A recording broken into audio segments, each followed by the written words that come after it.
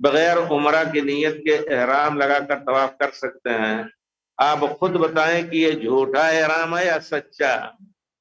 آپ خود جانتے ہیں جھوٹا احرام ہے.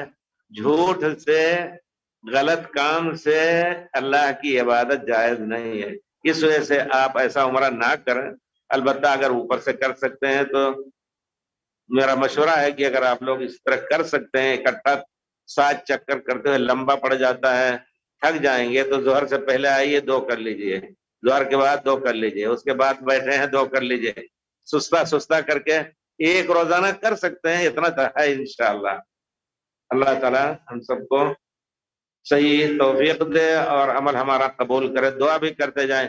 یہی ہے جگہ جہاں حضرت ابراہیم علیہ السلام ہمیں یاد دلاتے ہیں کہ ہر کام جو کریں اس کی قبولیت کی بھی دعا کریں.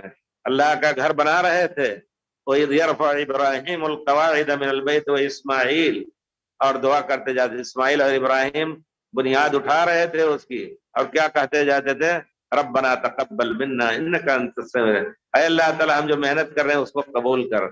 گدھے کی طرح ہمارے اوپر ہزاروں لاد دیا جائے، کوئی احساس نہ ہو، سب کچھ کریں اور قبول ہو نہ ہو، نہیں. دعا کی فکر، قبولیت کی فکر ہونی چاہیے.